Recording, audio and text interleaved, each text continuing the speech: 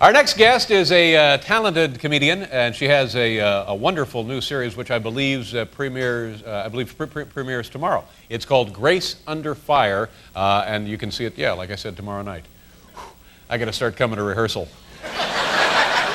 Ladies and gentlemen, please welcome Brett Butler. Brett.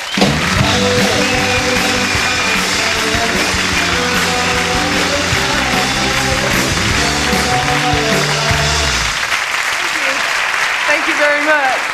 This is exciting. I am from Georgia, too, and I got to meet the president backstage. I'm so Southern, I'm related to myself, actually, but I have lived here for 9 years. This week, 9 years in New York City, and first time in this theater. The first show I ever did, because if you knew, the first gig I ever worked here was in Brooklyn, New York, and Sheepshead Bay. You know the club? Wait, no. And the whole audience was filled with these gorgeous 18-year-old mustachioed Sicilian carnivores and their boyfriends. And you'll see. And anyway, I finished my act, and this guy comes up afterwards like, "Yo, you're from where?" "Dominic, listen to this. I will never go down south because people sound so stupid when they talk." What do you say to that? You know, like, "Oh, Arturo, Prince of Irony."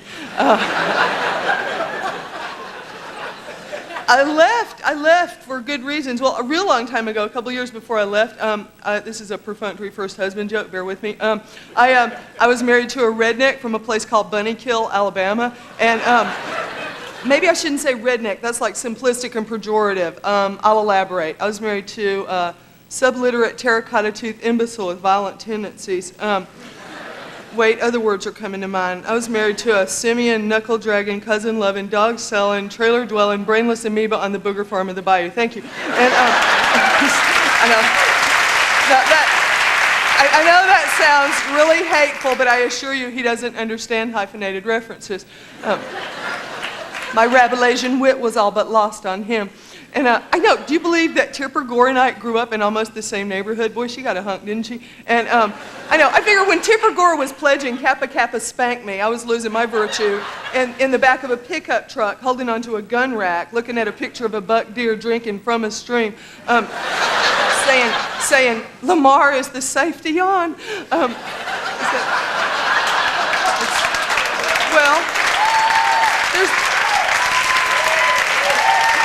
There's kind of a picture to it, just catch up with the picture. And I was thinking about that. Like, well, I don't know, 2 Southern presidents in my lifetime, that'll do it. I voted for the current president. There are enough women here to dig this. Is it just me? Doesn't Clinton remind you of like a guy you meet in a bar that's trying to pick you up, and every word out of his mouth is a lie, but you just don't want to go home by yourself? And and then just as you're leaving the bar, you go, "Okay, sport, you can be honest or you're married." And he goes, "Well, it's funny you ask. When I was a boy in Hope," you're like, "Shut up, I'll do you anyway." That was an extended metaphor, wasn't it? All right. No, I love being in New York. I'm so glad the weather was nice because I've been out in LA for a few months being a little princess celebrity. We'll see how long that lasts. But I love it because, you know how I know? Because like I came back to New York and walked by construction sites on purpose just to talk back to the guys. You never do this when you're a 20-year-old woman. Construction workers can say these creative and lascivious things, and you're filled with that youthful female indignation. You're like, "Stop it. This is not for you. This is for my beloved. God, how third world." And you walk off in that little Oxy 5 huff. But when you turn 35 and New York construction workers still yell stuff at you, you are so grateful. You're like, "What? Thank you."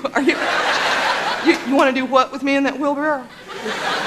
You want me to be the wheelbarrow? How zen. Okay, I have a minute. And then what good is coming back to New York if you can't get in an altercation with the stranger, is what I always say. So I got in a slap fight with one of those girls that sprays cologne on you for no apparent reason in department stores. Oh, don't they chap your butt? I can't stand them. And then really, I won because she had perfume and I had lit matches, so that was pretty much it. No, but you know what kills me? They don't even have to sell anything. They think if they say the name of the cologne, we'll be edified in some celestial way. You know, when they come up and go, "Obsession." Shut up. You are 17, I am 35. You do not know what obsession is yet. It's not in a bottle. Come here, fetal tissue. I will tell you what obsession is.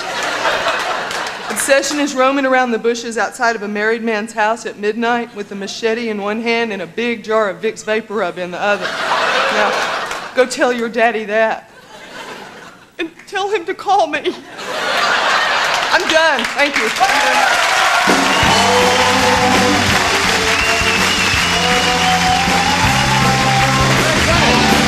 you very much.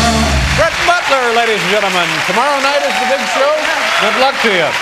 We'll be right back to cook clams.